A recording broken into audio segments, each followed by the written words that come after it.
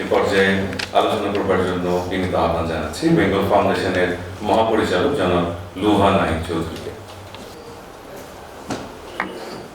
উপস্থিত সবাইকে শুভেচ্ছা জানাচ্ছি এবং আমি ঢাকা বিশ্ববিদ্যালয়ের ফিল্ম, টেলিভিশন এবং ফটোগ্রাফি বিভাগকে ধন্যবাদ জানাই আমাকে এখানে আমন্ত্রণ করার জন্য। যদি আমি একেবারেই অযোগ্য এখানে কথা বলার কোনো যোগ্যতাই আমার নাই। মূল প্রবন্ধকার মাহমুদুল হোসেন, শিল্প সমালোচক মঈনুদ্দিন খালেদ এবং বিভাগের চেয়ারম্যান আপনারা সৈয়দ আলী হায়দার রিজভী এবং জাহিদুর রহিম অঞ্জনের সহ অনুষ্ঠান আয়োজন করেছেন। এর জন্য সেটা আমাদের খুব ভালো লাগছে। যদিও বলে গেছেন মঈনুদ্দিন খালেদ ভাই যে আমরা কেন যেন ওই শেষ সময়টা না গেলে আসলে কাউকে ঠিক মতো স্মরণ করতে পারি না। যাই হোক, মাহমুদুল হোসেনের যে সুলিখিত প্রবন্ধ, এটি আমরা জানতে পেরেছি আলী হায়দার রিজভী এবং জাহিদুর রহিম অঞ্জন এই দুজন চলচ্চিত্রকার তাদের মানুষ গঠন, রুচি নির্মাণের পটভূমি সম্বন্ধে, কীভাবে তাদের পারিপার্শ্বিক, তাদের পরিবার, তাদের বিদ্যায়তন তাদেরকে কীভাবে প্রভাবিত করেছিল। এবং আমরা ছবিও দেখলাম নির্মাতাদের তাদের ছাত্রাবস্থা এবং প্রথম জীবনের কাজের একটা অনুপুঙ্খ বর্ণনা এবং ব্যাখ্যা দিয়ে মাহমুদুল হাসান তার 70-80 দশকে যে সত্য স্বাধীন দেশের একটা উচ্ছল তরুণদের মধ্যে একটা বিশ্ববীক্ষণ কেমন ছিল সেটা একটা ধারণা দিয়েছেন। প্রাবন্ধিক তাদের কাজের সঙ্গে বাংলাদেশে, ভারতে এবং ইউরোপে বিকাশমান অথচ হয়তো অসমান্তরাল ধারার বহমান একটা নিরীক্ষাধর্মী অন্তঃস্পর্শী চিন্তাশীল সিনেমার সম্পর্ক খুব যত্নের সঙ্গে তুলে ধরেছেন। এর জন্য তাকে ধন্যবাদ। এছাড়া রিজভী এবং অঞ্জনের কাজের একটা কারিগরি শিল্প কৌশলগত দিক ব্যাখ্যা করে তাদের যে স্বতন্ত্র চিত্রভাষা এবং চলচ্চিত্র রুচি নির্মিতির উপর আলোকপাত করেছেন। এদেশের সাংস্কৃতিক বলয়ে আধুনিকতার সূচনা লগ্ন হিসাবে তিনি চিহ্নিত করেছেন 52 ভাষা আন্দোলনকে এবং একাধারে প্রযুক্তিপরায়ণ শিল্প এবং জনসংস্কৃতির অংশ হিসেবে চলচ্চিত্রের সঙ্গে তিনি আধুনিকতার সম্পর্ক ব্যাখ্যা করেছেন। এবং এটা আমি যদি বুঝে থাকি, তিনি বলেছেন যে সব চলচ্চিত্র আধুনিক শিল্প নয়, নাগরিক বোধে উদ্দীপিত এবং সমকালকে ধারণ করতে পারে এরকম এমন চলচ্চিত্রের আধুনিক শিল্প হয়ে উঠতে পারে। তো এইখানে কিছু বলার আছে, মানে চলচ্চিত্রের জায়গা থেকে নয়, কিন্তু যেহেতু কাজ করা হয় অন্যান্য বিশেষ করে দেশীয় শিল্পকলা মাধ্যম নিয়ে, সেখানে মনে হয় যে এই আধুনিক কি কিংবা আধুনিকতা নিয়ে একটা বড় চিন্তা এবং চর্চা, একটা টেনশন কিন্তু পুরো আর্টের জগতে আছে। এবং এই জানাটা আসলে পরিপূর্ণ হবে না কখনোই, আমরা চাইও না পরিপূর্ণতার দিকে যেতে চাই না, কিন্তু এটা একটা সবসময় একটা প্রবলেমেটাইজ জায়গা। এবং এটার একটা বড় কারণ হয়তো আমরা ধরতে পারি যে আমাদের উপনিবেশিত যে আমাদের অতীত, সেটা আসলে একটা আমাদের সবসময় একটা একরৈখিক ইতিহাস পাঠের দিকে আমাদেরকে একটা ঠেলে দিয়েছে। এবং আলটিমেটলি আমরা যে উত্তরাধিকার সূত্রে নিজেদেরকে যেভাবে দেখেছি এবং চিনেছি, সেটা এসেনশিয়ালি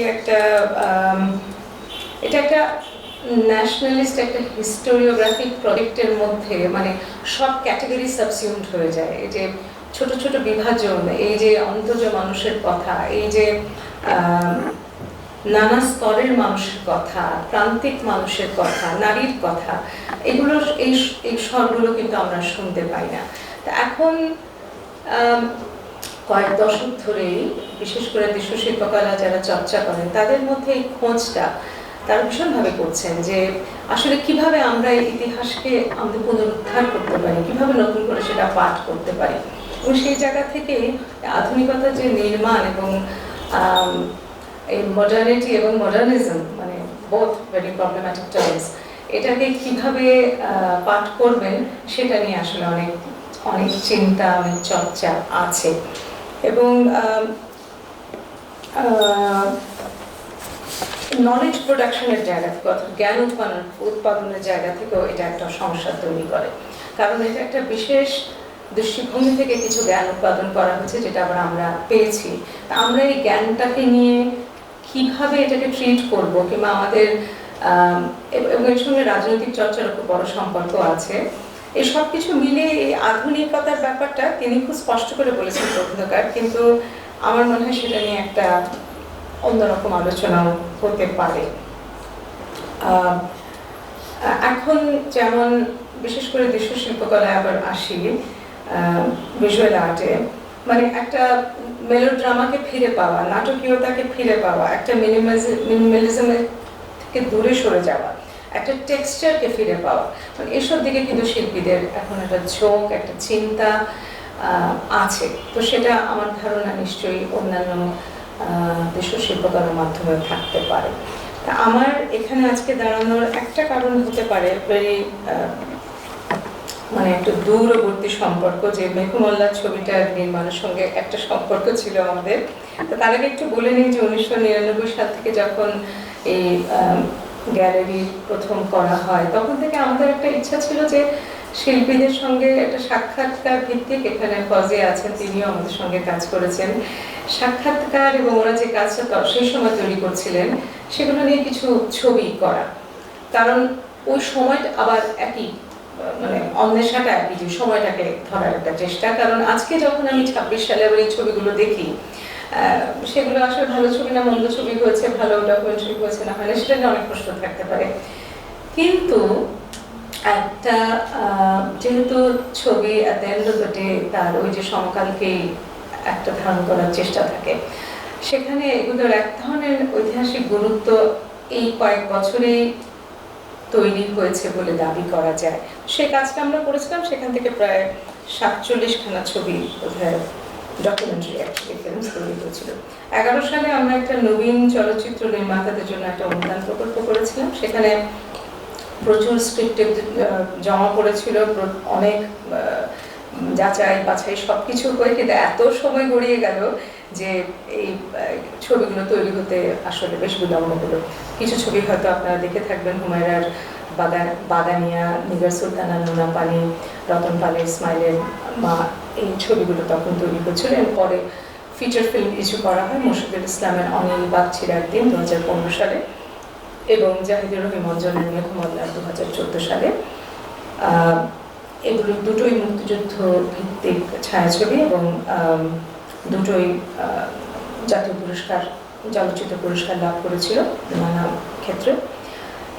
এছাড়া রাশিদ চৌধুরী চন্দ্রবতীর কথা এবং গিয়াসউদ্দিন সেলিমের স্বপ্নজাল ছবিও সঙ্গে আমরা যুক্ত ছিলাম। আরও বহু ছবির পরিকল্পনা ছিল, কিন্তু নানান আর্থিক অসঙ্গতির কারণে এগুলো এগোয়নি। আর এছাড়া আমরা ডকুমেন্টারি ফিল্ম বিষয় প্রশিক্ষণ দানকারী ঢাকা ডকল্যাবের সঙ্গে দীর্ঘদিন ধরে কাজ করছি। তো মেঘমল্লা সিনেমার আমার নিজস্ব কিছু, একান্ত দর্শক হিসেবে আমার নিজস্ব কিছু চিন্তা আছে, সেটা আপনারা যারা ফিল্ম ভালো বোঝেন তাদের সঙ্গে কেমন করে মিলবে আমি জানি না, বাট আমার বলতে ইচ্ছে হয়, কারণ আমাকে খুব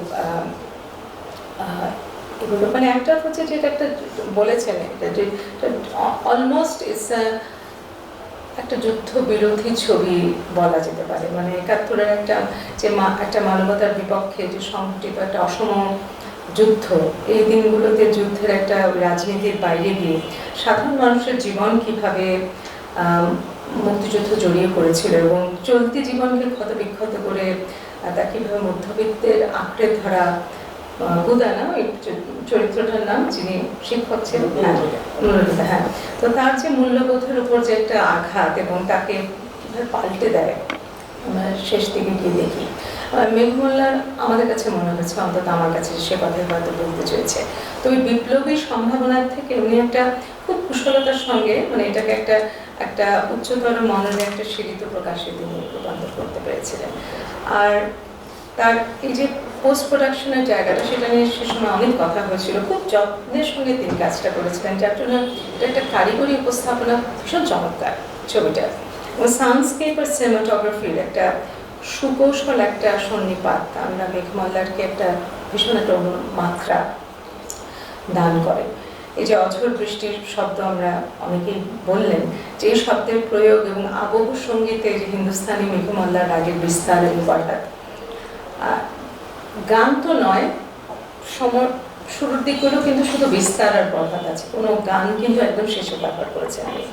তো সেইখানে একটা জলদ মৌসুমে একটা জলসিক্ততা, তার প্রচন্ডতার একটা বোধের একটা ঘন একটা গহন বোধ তৈরি করে। আর এই যে মেঘমল্লার রাগ, এটি কাফি ঠাটের একটা রাগ, তো এটার ভাবে আর রসে আসলে নানা রকম আবেগই প্রকাশ পায়। একদিকে আছে শক্তি ও আনন্দ, আর একদিকে গভীর বিরহ ও আকুলতা। এবং অঞ্জন ছবির শেষ করেছেন এটি পণ্ডিত তুষার দাস এবং আইভি ব্যানার্জি, তাদের কণ্ঠে তারা দেশ রাগের দুটো লোকসঙ্গীতই বলা চলে দিয়ে শেষ করেছেন। তো এই দেশ রাগও কিন্তু বর্ষার রাগ, এবং এটাও বিশ্বের সেই প্রচন্ড দাবদাহ শেষে বর্ষার মধ্যে নতুন একটা প্রশান্তি, আবার প্রকৃতির মধ্যে একটা প্রাণের নবসঞ্চার ঘটছে, এই ধরনের একটা চিত্রকল্প আছে। মানে এর সুরের ভেতর যেভাবে সুরগুলো এই দেশ রাগে বিশেষ করে, সেখানে একটা বলে যে ঘন কালো মেঘের একটা আনাগোনা, বৃষ্টির ছোঁয়ায় মাটির সোদা গন্ধ, আর ময়ূরের একটা গীতার্থনী, মানে যেটা একটা রোমান্টিক আন্ডারস্ট্যান্ডিং রাগটা। কিন্তু তার নাম হচ্ছে দেশ, যার কারণে এই রাগটার সঙ্গে কিন্তু এটার আবেদন, একটা মাটির টান আছে কিন্তু এই রাগটাতে। হ্যাঁ, সে কারণে হয়তো অঞ্চল শেষ করতে চেয়েছেন এই দেশ রাগ দিয়ে, কিন্তু মেঘমল্লার দিয়ে কিন্তু শেষ করেনি, শেষ করেছেন দেশ রাগ দিয়ে। তো হ্যাঁ, হ্যাঁ, মানে দুটো ইয়ে আছে এখানে, দুটো রাজধানী, দুটো ছুন্ডি আছে শেষে। হ্যাঁ, তো তিনি বলছেন যে মানে এই যে সাউন্ডস্কেপ আর সিনেমাটোগ্রাফির সঙ্গে একটা বহু স্তরে তার এই যে যত্ন, তার একাগ্রতা, তার চিন্তার গভীরতা সত্যি আমাদের মুগ্ধ যেমন করে, শ্রদ্ধা অবনত করে। তো বাংলা চলচ্চিত্রের সোনালী অতীত নিয়ে আমরা তো অনেক গর্ববোধ করি, আমরা স্মৃতিকাতর করি, কিন্তু তার মধ্যেও কিন্তু দশক পার হয়ে যাচ্ছে। আর মানে সংস্কৃতি কর্মী হিসাবে তো ব্যথিত হই, আশাহত হই যখন দেখি প্রেক্ষাগৃহ বন্ধ হয়ে যাচ্ছে, সিনেমা তৈরির অনুকূল পরিবেশ থাকছে না, যথেষ্ট পরিমাণ চিন্তাশীল ভালো ছবি তৈরি হচ্ছে না, বিদেশি ছবির দুর্বল অনুকরণের দাপট রয়ে যাচ্ছে। তো এগুলো আমাদের দুঃখ অনেক জায়গা আছে। তবু আমরা আশা করবো আপনারা যারা এগুলো চর্চা করেন, লেখাপড়া করেন এসব নিয়ে, বিশেষ করে তরুণরা, যে আপনারা অন্তত যেভাবে রিজভি এবং অঞ্জন তারা যে তাদের গভীর বোধ এবং লেখাপড়ার মধ্য দিয়ে তারা যে প্রথা ভেঙে নিজেদেরকে নির্মাণ করেছিলেন, সেই পথেরই আপনারা অনুগামী হবেন। ধন্যবাদ।